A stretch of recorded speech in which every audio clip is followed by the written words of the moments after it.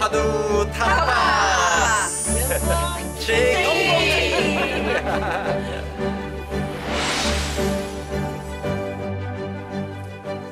안녕하세요. 화두의 바다 소문염송의 문광입니다. 오늘은 이 화두의 바다 소문염송 이 방송이 100회를 맞이하게 됐습니다. 그동안 여러분들께서 많이 시청해 주시고 이렇게 어려운데도 불구하고 많이 관심을 가져주셔가지고 벌써 이제 100회가 됐습니다. 오늘은 이제 BTN 불교 TV 법당에서 우리 대중들과 함께 질문을 좀 받고 참선, 화두 참선에 대해서 궁금한 점 있는 부분에 뭐 조금이라도 도움이 될 수 있도록 그런 시간을 한번 가져보도록 하겠습니다. 간화선 화두 참선에 대해서 궁금해하신 분들이 굉장히 많습니다. 그래서 여러 질문들을 많이 해주셨는데 그 중에서 대표적인 걸 뽑아서 추려가지고 이렇게 다 준비를 해주셨어요. 그래서 그 질문들을 한번 받고 여러분들도 동감할 수 있는 질문들이 많이 있으리라 봅니다. 그래서 어쨌든 참선을 잘 하실 수 있도록 도움을 드리는 시간을 가지도록 하겠습니다. 그러면은 이제 첫 번째 질문부터 한번 받아보도록 하겠습니다. 예. 스님께서는 그 깊은 선정에 들기 위해서는 항상 그 말과 그리고 생각이 완전하게 끊어져야 된다고 그렇게 늘 말씀을 하셨는데요. 제가 처음에 화두를 들기 시작했을 때 이 수행은 제게 있는 이런 많은 생각의 무더기 가운데 또 하나의 생각을 보태는 것이 아닌가 하는 그런 의구심이 들었거든요. 저처럼 이렇게 생각이 많은 수행자에게도 이 화두 참선법이 맞는지 그것이 좀 궁금해서 여쭤봅니다. 그렇습니다. 이 화두 참선하면 처음에 누구나 다 힘들죠. 힘들어요. 생각이 너무 많아서. 오히려 참선을 하니까 생각이 더 많아진 것 같습니다. 이런 얘기하는 분도 있어요. 그건 왜 그러냐면 내가 이제 한 생각을 쉬다 보니까 그 밑에 다른 생각들이 올라오는 것들이 보여서 그렇습니다. 그러니까 그 과정은 너무나 다 당연하게 있는 과정인데 그걸 통해서 내가 이렇게 많은 생각을 가지고 살고 있구나 라고 하는 걸 확인할 수 있죠. 근데 수없이 많은 생각을 하고 있는데 화두라는 생각을 또 하나 덧붙여서 이게 오히려 더 망상을 더 피고 있는 그런 거 아니냐 이렇게 생각하시는 경우가 많은데 이제 이건 예를 들어서 방에 물건들이 가득 있어요. 좀 치워야 될 것들, 굳이 안 해도 될 것들을 가지고 있는 그런 물건들이 있잖아요. 그런데 거기에 빗자루라든지 청소기를 하나 가지고 놓고 그걸 이제 청소하는 작업들을 하는 도구예요. 그걸 이제 들고 청소를 해 나가는 겁니다. 근데 그렇다고 해서 많은 짐들 가운데 그 빗자루를 이 쓰레기라고 얘기하진 않죠. 그러니까 그렇듯이 화두는 그 모든 생각들을 정리하고 일념으로 지속하게 돼서 이 생각들을 정리할 걸 명확히 정리하고 그다음에 무념이 돼서 그다음에 일어나는 생각들을 지혜를 가지고 갖춰 나가는 그런 그 화두가 그런 역할을 하기 때문에 화두가 안 들리고 망상이 계속 일어나고 하는 것은 화두 때문도 아니고 인간이 가지고 있는 누구나 가지고 있는 보편적인 현상입니다. 화두가 안 들리는 건 당연한 거고요. 공부하다가 너무 공부가 안 됩니다. 왜 이렇게 화두가 안 들립니까? 라고 하는 건 공부 잘하고 계신 거예요. 왜냐하면 공부가 안 되고 있다는 걸 정확하게 알고 있기 때문에 그때부터 이제 노력을 하시고 꾸준하게 계속 이 공부를 놓지 않고 하시다 보면 나는 무조건 이제 일념이 지속될 때까지 난 하겠다는 이 열망을 원력을 놓치지 않으면 갑자기 좀 쉬워질 때가 와요. 방이 좀 깨끗해지는 거죠. 방이 깨끗해지고 계속해서 일어나는 생각인데 결국 나에겐 별로 소용이 없는 그런 생각들이 있거든요. 그걸 이제 걷어낼 수 있습니다. 이게 이제 간화선에서는 이런 게 이제 알아차림이 될 거고 그런 부분이 이제 자각이 되는 것이죠. 그런 과정이 있으니까 한번 꾸준하게 그렇더라도 한번 믿고 역대 조사 큰 스님들 우리가 알고 있는 한국의 큰 스님들이 다 화두하셨대요. 그러니까 한번 믿고 믿는 게 중요합니다. 믿고 한번 해보셨으면 좋겠습니다. 감사합니다. 예. 안녕하세요, 스님. 저는 활구와 삭구에 대해서 질문을 드리고 싶습니다. 화두를 들 때 사량복탁을 하는 것을 삭구라고 하고 일념으로 의심을 하면서 드는 것을 활구라고 하는지요. 이제 제가 참선을 할 때 일념이 안 되더라도 그걸 자꾸 이제 그래도 화두를 챙기고 하는 것을 활구라고 할 수 있는지 그게 궁금합니다. 정확히 활구가 어떤 것인지 궁금합니다. 예, 우리는 이제 그 활구 참선을 해라 이런 얘기를 하죠. 가나선 참선할 때 활구 참선을 해라 그러는데 활구화에서 깨치면은 불조의 스승이 되고 사구안에 저기 하면 자기도 제도 못한다 이런 말이 있어요. 그러니까 활구를 참선해라는 얘기인데 첫 번째는 일단 사구라고 하는 거는 사구로 쭉 가면 의리선이 돼요. 생각하는 겁니다. 생각.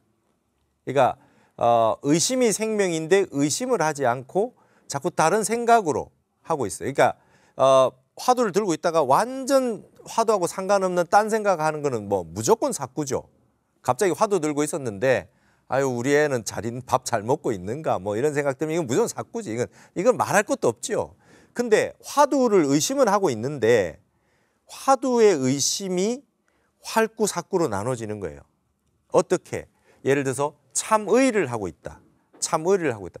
이래서 무라했는고 저래서 무라했을까 이렇게 무라했을까 저래서 자꾸 생각으로 해서 뭔가 생각으로 그걸 뚫고 지나가려고 할 때 의심이 아니라 뭔가 자꾸 생각을 하면 답이 나오려고 하는 것 같은 거. 그러니까 수수께끼의 해답을 찾으려고 하는 거. 그러면 결국 사구는 다 육식경계에서 일어나는 거예요. 육식경계에서 생각의 상태로 알려고 하는 게 사구고요. 그러니까 말하자면 소뚜껑을 모기가 뚫고 지나간다고 할 때 이쪽 저쪽 막 두드리면서 막 이렇게 막 알아보려고 이 용을 쓰고는 있는데 막 이 생각 저 생각하고 막 이론을 따지고 생각을 하고 이렇게 들어가기 시작하면 이제 한도 끝도 없잖아요. 그게 이제 전부 사구입니다. 그렇게 하면. 활구는 의심 한 덩어리가 돼가지고 일념으로 지속돼서 화두에만 집중해가지고 있는 상태. 그래서 화두가 들렸다가 끊어지면 또 화두를 챙기고 또 챙기고 하죠. 근데 화두를 들렸다가 끊어졌다가 들렸다 끊어졌다면 활구였다 사구였다 활구였다 사구였다 그러는 겁니까?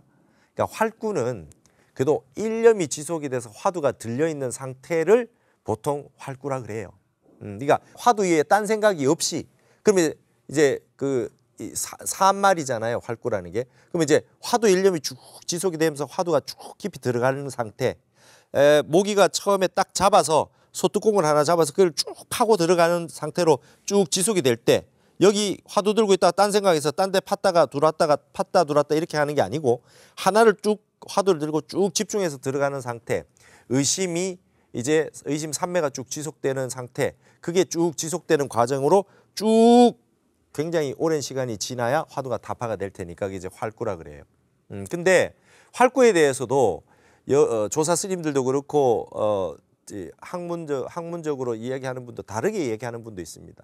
진정한 활구는 진제 큰 스님 같은 경우에 이렇게 말씀하세요. 일천성인의 이마 위에 한 구절이 있다. 모든 성인의 이마 위에 일구가 있대요. 그거를 뚫고 지나가는 구절이 활구다. 이렇게까지 표현하세요. 그러니까 우리가 활구라고 쉽게 얘기할 수가 없어요. 화두가 확실하게 들려가지고 일념이 지속돼서 의심삼매에 쭉 들어있는 상태, 그런 상태로 가는 거를 이제 활구라고 하겠죠. 그래서 들렸다 안 들렸다 그러면 아직까지 나는 활구로 제대로 못 들어가고 있다. 그렇게 생각하면 됩니다. 그리고 이런 거 있어요. 윗바사나 많이 하신 분들이 참선하실 때 어떤 거를 겪느냐 하면 내가 화두를 들고 쭉 가다가 윗바사나니까 조용하게 고요하게 되는 순간이 와요. 그죠? 화두 안 들어도 고요해요. 딴 생각 안 나요. 그럼 화두는 안 들었는데 생각은 고요하게 쭉 가고 있어요. 화두는 안 들었는데. 그럼 이거 화두 잘 드는 겁니까? 그러니까 이런 건 활구라고 안 그래요. 이게 가나선에서 활구는 화두가 일념으로 화두가 계속 지속이 되는 겁니다. 화두는 있는데 고요하게만 있다라고 하면은 화두를 챙겨야 돼요. 그래서 의심이 생명이고 진의, 참의심이 발동이 들어서 화두를 안 들어도 저절로 들려서 끊임없이 화두가 끊어지지 않고 지속되는 것. 이게 이제 일단은 화두의 활구 참선의 기본이라고 일단 대체적으로 그렇게 얘기를 합니다. 아마 많은 분들이 궁금하셨을 텐데 아주 좋은 질문 주셔서 감사합니다. 저는 개인적으로 이제 부모미생전 본래 면목으로 지금 화두를 들고 있는데요. 한 3년 정도 됐습니다. 근데 이제 아직 뭐 진정한 의심은 생기지 않고 앉게 되면 그 이제 많은 그 떠오르는 생각에 따라가게 돼요. 그러다가 이제 그 호흡을 관찰하면서 다시 이제 그 돌아오기도 하고 또 화두를 들지만 또 바로 또 잡념이 또 올라서 생각에 많이 따라가게 되는데요. 또 어떻게 하면 진정한 의심이 생기고 또 잡념도 생기지 않고 많은 그 제대로 된 집중을 할 수 있을지 스님 그 좋은 말씀 부탁드립니다. 예, 우리 보살님이 해주신 질문은 화두 참선하는 모든 분들의 공통적인 과제 상황이고 참 의문 덩어리죠. 이게 쉽지 않아요. 화두가 잘 들리면 그게 그렇게 도인이 얼마나 많이 나오겠습니까? 보살님이 한 3년 하셨다 그러고 그러지만 스님으로서 선언에서만 정진하는데 10년, 20년 해도 그게 안 돼서 참 한탄을 하시고 안타까워하시는 분들도 스님들도 많이 계세요. 그만큼 어렵습니다. 이 공부가. 이 공부가 어려워요. 쉽지 않아요. 근데 이제 그렇게 꾸준하게 잘하고 이제 앉는 자세부터 시작해서 이제 여러 가지가 좀 이제 다 어느 정도 이제 경험치가 쌓였는데도 불구하고 화두가 잘 안 들린다. 이럴 때는 이제 첫 번째 딱 점검을 해보셨으면 좋겠어요. 내가 이 화두를 진짜 의심을 하고 있느냐? 진짜 의심스럽냐?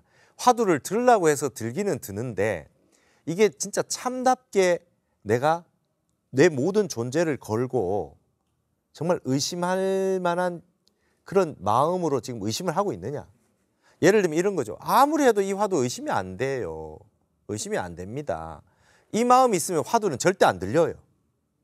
뻔한 겁니다. 예를 들어서 이 물건을 사는데 이 물건을 살 때 좋다는 생각이 확 들어야 물건을 사는데 그냥 이제 사기는 샀어요. 그냥 사기는 샀는데 별로 마음에 안 든다라고 하는 게 있는데 여기에 대한 애정을 가지고 이게 길게 잘 쓸 수 있겠냐 이거죠. 그러니까 화두는 의심이 생명이니까 내가 의심이 안 돼도 예를 들어서 결택을 했으면 어느 분에게 화두를 딱 받았으면 그 다음부터는 한번 자기 자신을 돌아봐야 됩니다. 아, 내가 부모미생전 본래 면목이라는 화두를 받았는데 정말 내가 이 화두를 이렇게 많이 참구를 하고 이렇게 화두를 주실 때는 우리가 근본 존재의 문제를 한번 해결하기 위해서 이 화두라는 게 존재를 하는데 내가 진짜 이게 진정 자세가 돼 있는가? 내가 발심이 돼 있나? 나 진짜 궁금한가? 사는 게 재밌고 뭐 이거 별로 의심도 안 되는데 이 화두 들고 있는 건 아닌가? 한번 자기 자신에게 한번 질문을 던져봤으면 좋겠어요. 제가 정말 간절하게 해암 큰 스님께서 건강이 나쁘셨을 때 그 화두를 건강하시면 무조건 당연히 주실 화두를 억지로 화두를 주세요. 이거 저 화두 저 주신 겁니다. 그러니까 그러셨어요. 그러니까 그 간절하게 그렇게 화두를 받으니까 얼마나 기쁜지 몰라요. 그래서 더 열심히 들게 되고 더 간절해졌어요. 제가 진재 큰 스님하고 법거량을 해가지고 그 공안에 막혔어요. 그 답을 못했단 말이죠. 분심도 나고 이건 내가 왜 모르지 이 생각이 들어서 봉암사 선원에 갔는데 정말 아무 생각 없이 정말 화두에만 몰입할 수가 있었어요. 이건 그냥 내 당면 가지. 이거 이외엔 다른 문제는 없는 거예요. 내 문제에. 그러니까 화두가 들려요. 그러니까 사람 마음은 다 똑같은 것 같습니다.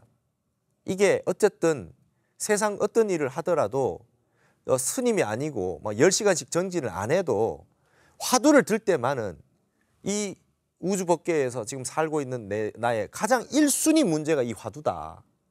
그리고 이 화두가 해결되지 않고서는 이 존재의 근본 문제를 내가 나 자신을 모르고 진리라고 하는 말만 알았지 나 자신을 모르고 나도 모르고 하는 거니까 어쨌든 이거를 근본적인 문제로 나의 존재의 근원 문제로 한번 두고 한번 해봐야 되겠다는 발심을 딱 하시고 딱 하실 때는 그만큼 의심이 안 되더라도 끊임없이 하는 겁니다. 그럼 발동이 걸려요. 그래도 그 간절한 마음이 저 밑에 있으면 언젠가는 걸릴 거니까 그렇게 하시고 그리고 중요한 거는 앉을 때마다의 자세예요. 이제 10시간 참선하시는 분들이 90일을 하는데 한철 나면 스님들도 처음에 한 보름 되게 열심히 하다가 그 다음 되면 안 되면 또 안 되네. 뭐 또 흐지부지 될 수가 있어요. 발심이. 그러지 말고 딱 내가 참선한다 그러고 딱 앉을 때 50분 앉으면 딱 앉을 때 이번 지금 50분은 목표가 무조건 일념으로 화두만 지속되도록 했으면 좋겠다. 발언을 딱 하고 앉으세요. 한 번도 안 끊어지겠다. 앉을 때마다, 참선하실 때마다 딴 생각이 일어나면 바로 화두를 들겠다. 그래서 매번 하실 때마다 허리멍텅하게 그냥 시간 됐으니까 그냥 좀 해야지 이렇게 해가지고 화두 안 들려요. 이번에는 정말 무조건 화두가 일념이 지속되도록 해서 죽비 쳐서 죽비 끝날 때까지 50분 시간 맞춰놨으면 시간 맞출 때까지 한 번도 안 끊어지고 내가 한번 해보겠다. 그 일념을 가지고 1시간, 2시간을 쌓아 나가시다 보면은 이제 참선하시는 시간에는 아주 거룩한 시간이 되죠. 딴 생각이 끼어들 수가 없죠. 그렇게 해서 습관을 잡아서 나가야 됩니다. 뭐 다른 왕도가 없어요. 그렇다고 봅니다. 감사합니다. 스님께서 선문염송 요치 강의하실 때 깊은 선정에 들어 화두가 타파되고 박살이 나서 화두가 해결이 되어야 깊고 넓은 진리의 세계를 보고 깨달음의 경계에 이른다고 하신 것 같습니다. 그렇다면 우리가 학술적 방향에서 문자나 이론들 또는 많은 경과 논설을 참고로 해서 아름아리로 배운 이론으로 화두를 이해하고 해석하는 것과는 다른 건가요? 예, 여러분 참선을 해서 화두가 박살이 나서 이제 한 소식 했다, 깨달았다고 하시는 분들의 경지는 뭘까요? 우리가 팔만대장경에서 보았던 내용과 전혀 딴 것일까요? 궁금하시죠? 그러니까 팔만대장경에 있는 내용은 다 아시고 당연히 아시고 그 이외에 뭔가 플러스 알파가 있지 않겠나? 신통도 생기고 뭐 다른 지혜도 생겼다고 하니까 딴 것이 있지 않겠나 이런 생각하시는 경우가 많이 있는데 우리가 지금 학문적으로 이야기하는 많은 내용들 그런 것들이 실제로는 우리가 아는 것 같지만 실제로 존재의 근원에서는 알지 못하고 있어요. 그러니까 육식으로 아는 거예요. 생사가 본래 다르지 않다. 그거 생각하면 불교 공부한 분들은 다 아세요. 근데 생사가 본래 다르지 않다라고 하는 거를 딱 죽음을 딱 맞닥뜨렸을 때, 직면했을 때, 내 주변에 어떤 분이 딱 돌아가셨을 때, 가장 가까운 분이 돌아가셨을 때 생사가 본래 없다. 그렇게 허허 웃을 수 있나? 장자처럼 부인이 세상을 떴는데 막 이렇게 북을 치고 말이죠. 그러니까 될 수 있냐? 그러니까 지무생사예요. 생사가 없는 건 아는데 채무생사, 용무생사, 이 계무생사 안 된단 말이죠. 그 생사가 없다는 게 완전히 개합이 되고 별로 마음이 흔들리지 않고 그 다음에 내가 뭐 어떤 생사를 봐도 나도 죽음에 두려움이 없을 뿐만 아니라 그 당연히 그렇게 이론과 실천이 정말 합일이 돼가지고 될 수 있느냐. 그 다음에 용무생사, 나고 죽는 거에 진정하게 자유롭게 자유자재로 할 수 있느냐. 뭐 죽는 날 선택도 하고 뭐 언제 죽을지도 알고 뭐 이렇게 다 그 정도까지 될 수 있느냐. 이게 안 되거든요. 그래서 우리가 알고 있는 교리상에서 있는 공이라든지 뭐 어떤 무아라든지 이런 게 알고 보면 거의 육식 경계에서만 알고 있는 거예요.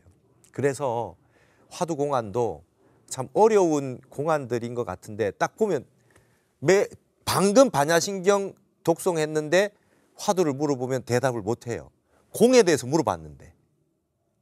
그러면 70, 80의 이 단계를 들어가서 공이 뼛속같이 아주 그냥 꽉 사무쳐야 딱 물으면 답이 탁 나올 텐데 머문머문한단 말이죠. 예. 마음을 텅 비워라 했는데 마음이 텅 비워 봤어야지 그게 텅 비운 상태를 얘기를 할 수 있죠. 그래서 그런 경우 많습니다. 한 예로 제가 예전에 참선은 전부 선은 가짜래요. 이거 다 사기다 말이지. 뭐 교수님이 그런 분이 계셨어요. 그래서 이제 불교학에 굉장히 대단한 분이었고 막 여러 가지 언어를 다 하시고 이런 분이 그런 걸 다 말씀하시는 경우가 있어요. 선이 너무 말도 안 된다. 이거 뭐 이게 언어로 이렇게 말도 안 되는 걸 해놓고 이거를 갖다 이게 무슨 도움이 되냐 막 그러셔가지고 제가 한번 질문한 적이 있어요. 무엇이 도냐고 물었더니 운문선사가 물었더니 눈 밝은 사람이 우물에 떨어졌다고 그런다. 멋진 대답을 했다. 근데 그게 무슨 뜻입니까? 내가 물어봤어요. 교수님한테. 그때 뭐라냐면 뭐 눈 밝은 사람도 우물에 떨어질 수도 있지 뭐 이랬어요. 제가 그랬어요. 운문선사 이래로 1000년이 넘는 세월 동안 눈 밝은 사람이 우물에 떨어졌다라는 게 도에 대한 질문으로 명담을 했다는데 눈 밝은 사람도 가끔 우물에 떨어질 수 있지. 그 뜻이겠습니까? 그랬어요. 그 뜻이겠어요, 그게? 내가 그랬어요. 그러니까 공에 대한 책, 뭐 반야부 경전, 유식학 모든 책들을 늘 보고 있는 분이 턱 물었을 때 그 답을 못 해요. 지금 이 운문 3전원 본문에 있는 말인데 여러분 그냥 당연한 거예요. 보세요. 눈 밝은 사람이 우물에 떨어졌다. 그러니까 그 말만 쫓아가니까 뭔 소리인지 하나도 모르겠죠. 근데 적어도 불교 공부를 한 몇십 년 했다면 밝은 게 어디 있고 어두운 게 어디 있어 이렇게 나와야 돼요. 맞잖아요. 눈 밝은 게 어디 있고 어두운 게 어디 있어 이 정도는 나와야지. 기본적으로. 불이라면서 공이라면서 색이 공이고 공이 색이라면서 그러니까 이론으로 아무리 알아도 그 육식 경계를 넘어서 똑같은 진리인데 70, 80의 걸 물어보면 육식을 넘어서 버리면 전혀 모른다고요. 그러니까 우리가 잠이 꽉 들었을 때 뭐 다음 생을 이제 이번 생에 죽음을 맞이할 때 이때는 그 경계에 넘어가면 공이 체득이 돼 있지 않으면 진리를 체득이 돼 있지 않으면 그냥 중생이에요. 그냥 뭐 밝은 건 밝은 거고 죽음은 죽은 거고 뭐 그냥 이렇게 한단 말이죠. 그래서 이제 이 선은 말이죠. 그런 거를 또 한 단계 또 한마디 말을 또 다르게 만들어고요. 저 같은 경우 이렇게 얘기하겠습니다. 눈 밝은 사람이 우물에 떨어졌다. 이게 무슨 말이냐? 명암이 상수래입니다. 밝음과 어둠은 서로 따라옵니다. 이래 나오면 한마디 또 한마디 한 거잖아요. 이런 게 선이라.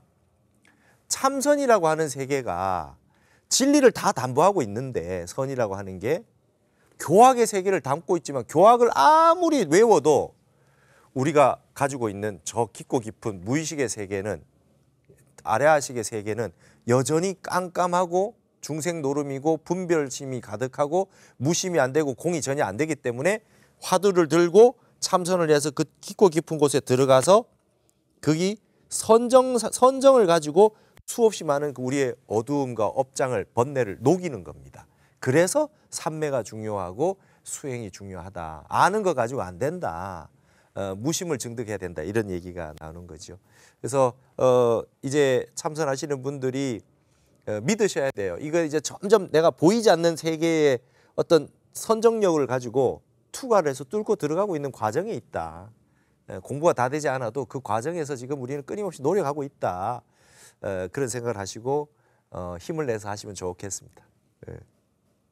스님께 질문 드리겠습니다. 연부를 하는 공덕에 대해서는 많이들 이야기하는데 화두를 들고 참선하는 공덕은 어떤 것이 있는지 궁금합니다. 그리고 화두를 드는 과정보다 그것을 타파했을 때 얻는 공덕이 크겠지만 그 과정에서 얻는 공덕은 또한 어떤 것이 있는지 궁금합니다. 예, 아주 감사합니다. 좋은 질문이시고요. 연불을 무시하면 안 돼요. 그렇죠? 연불이 아주 좋아요. 누구나 만 가지 생각을 하고 있는데 그 생각을 갑자기 무로 공으로 돌릴 수가 없어요. 그래서 세상의 모든 그 수행은요, 만 가지 생각을 하나로 보내는 데 있어요. 한 가지 생각만 하는 거예요. 그것이 지속이 될 때 갑자기 공으로 가는 거예요. 그래서 만법규일이라 그러고 유교에서는 이리관지라 그러고 도교에서는 득일이 만사필 하나를 얻으면 모든 일이 해결된다고 이렇게 얘기합니다. 그걸 태극이라 그러고요. 세상의 모든 건 두 개로 나누어져 있지만 하나로 집중돼서 태극을 알면 태극을 안 것을 각이라 한다. 타너 스님은 그렇게 얘기합니다. 유교의 태극을 알아버렸다 그러면 그걸 깨쳤다 그러면 불교에서 그게 바로 공을 깨친 거고 하나의 진리를 다 깨달은 거다 이렇게 얘기를 하거든요. 이제 우리가 그걸 하기 위해서 모든 수행을 하는데 수행의 패턴은 똑같습니다. 연부를 하든 다라니를 하든 화두 참구를 하든 윗바사나를 하든 다 똑같습니다. 생각이 하나로 집중이 되는 거죠. 만 가지 생각이 하나로 집중이 되는 겁니다. 그래서 번뇌망상들이 딱 거치게 되면 갑자기 먼지가 꼈던 게 싹 사라지면서 이제 거울이 되는 거죠. 거울이 되는 거죠. 그래서 산이 오면 산이 비추고 물이 오면 물이 비치잖아요. 육조해능 스님은 거울 자체도 없다는 거예요. 비칠 거울이 없고 비칠 대상 자체도 없다 이거죠. 그만큼 없애고 해서 거기까지 가는 거잖아요. 근데 어쨌든 시작은 하나로 집중하는 거예요. 그래서 연불공덕은 일단 딱 우리가 뭔가 하나를 집중할 수 있어요. 외국인들이 자꾸 질문을 해요. 그거 하면 뭐 좋은 게 있습니까? 이랬어요. 숭상 큰 스님이 처음에 외국에 나갔을 때 화두 들면 무슨 장점이 있냐, 메리트가 뭐냐, 뭐 이런 질문하는 거죠.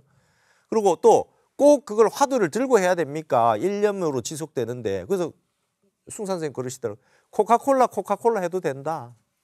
근데 너는 코카콜라를 맨날 코카콜라 하는 걸 지속할 수 있냐? 무슨 가치가 있어서? 그러니까 다란이는 특별할 힘이 있는 말이잖아요. 옴만이 밤에 오면 이 단전들을 차크라를 울려요. 기운을 바꾸는 기운이 있어요.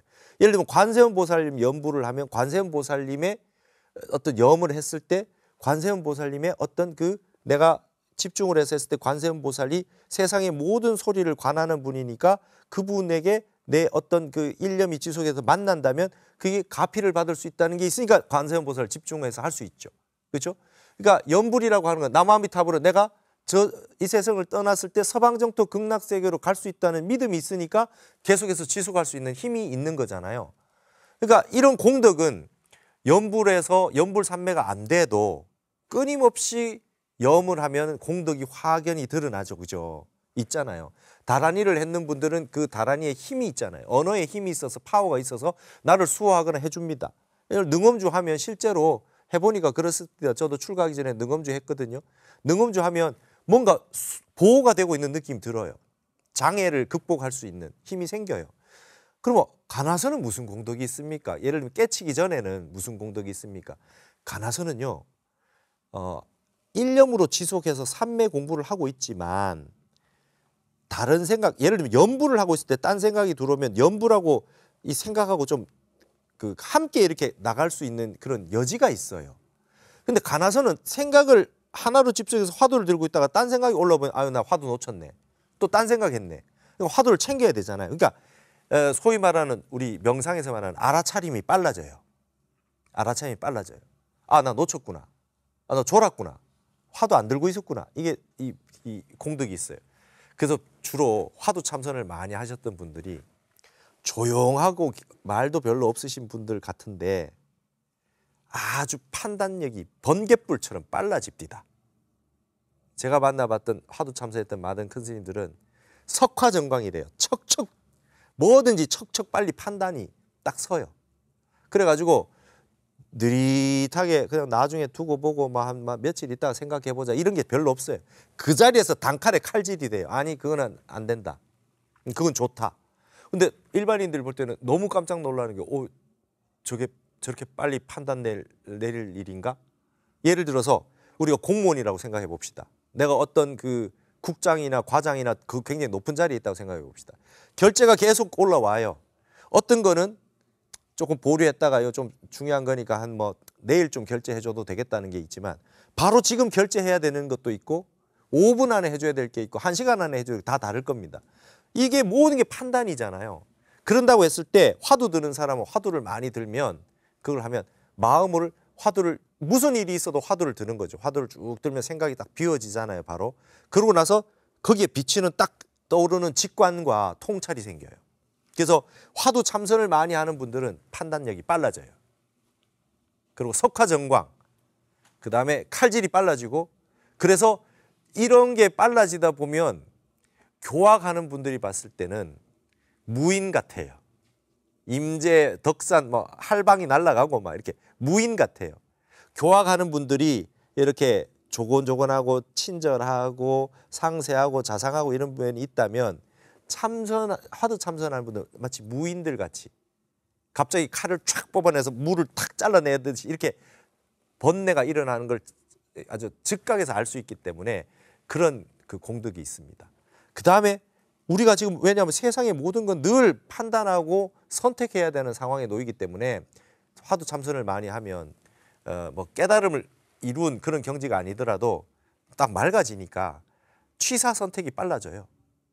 그리고 좀 바른 판단을 지혜롭게 하는 판단을 할 수 있어요. 그러니까 선정을 닦으면 반야가 드러나 정의 쌍수가 되는 것은 선정력을 쌓아서 맑아지면 거기서 바로 비춰서 해가 나오니까 그래서 나오는 공덕들이 많습니다. 그래서 뭔가 이렇게 즉각적으로 이렇게 뭔가 탁탁 터지고 이런 부분들이 그래도 생긴다. 화두 참선을 많이 하시면. 그다음에 아까 말씀하셨듯이 그러면 그런 게 없을 때는 어떠합니까? 그런 현상은 안 나타나고 그냥 화두만 들고 있다. 그러면 어떤 공덕이 생깁니까? 근데 우리는 늘 생각을 단순화시키고 하나로 모으고 무심으로 보낸다라고 하는 노력을 하고 싶지만 잘 안 하고 살죠.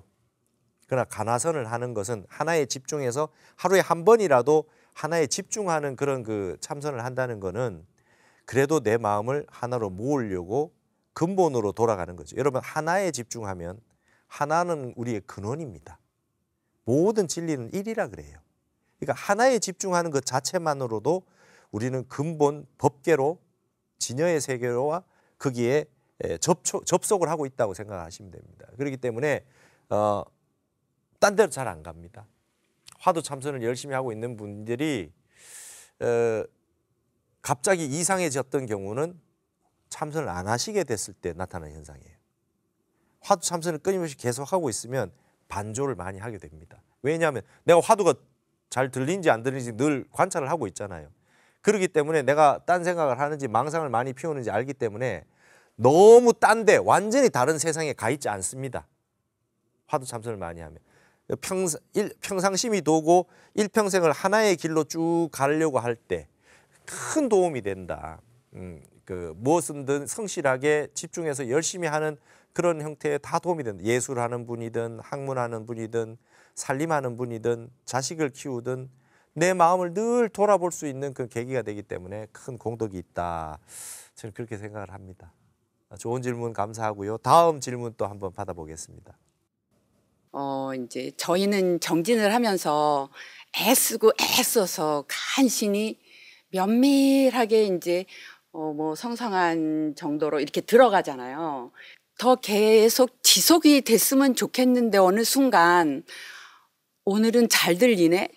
라는 생각이 올라오던지 아니면 어떤 망상이 올라오면 그게 무너지잖아요. 무너지면 이제 다시 화두를 드는데 다음번에는 지속됐으면 좋겠는데 항상 적정한 선에서 이게 이제 이어지지 않는 거예요. 그러면 그것이 의심이 약해서일까? 아니면 간절함이 부족해서일까? 그런 마음이 있는데 간절함이 부족해서일까요? 예? 공부가 좀 돼 보신 분들은 공부가 쑥 됐는데 어느 날 갑자기 안 되죠.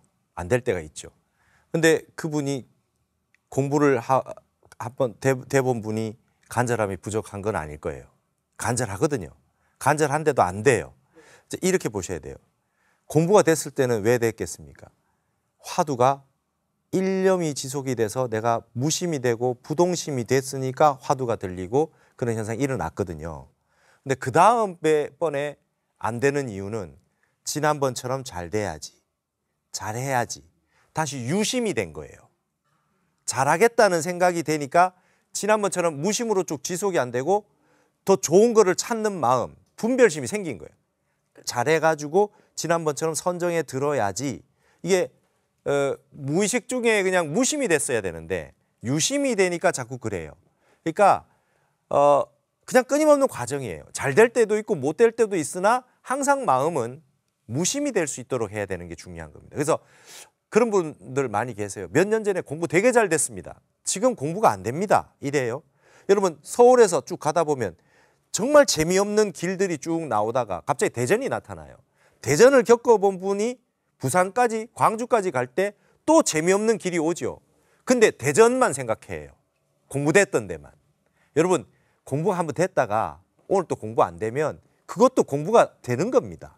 근데 내가 무심이 되지 않았으니까 이제 진척이 없어서 그냥 대전 주변에서 그냥 얼쩡거리고 있는 거죠. 마음이 비워지면 쭉 갑니다. 그리고 항상 공부됐다가 안 됐다가 반복이 되다가 거기서 또 노력을 하면 무심이 되면 또 진척이 돼서 나가는 거죠. 그래서 내가 돼서 공부가 왔던 거는 뒷바퀴 가는 건 없어요. 항상 공부가 안 돼도 앞으로 가고 있는 겁니다. 그리고 내가 했던 겁니다. 그리고 이거는 사라지지 않고 내 수행 했는 과보가 그대로 있는 겁니다. 그러니까 걱정하지 마시고 또 안 되면 안 되는가 보다 하고 그냥 또 무심으로 계속 가셔야 다시 또 좋은 선정에 또 들어가는 경험을 하실 수 있다 이렇게 생각합니다. 감사합니다.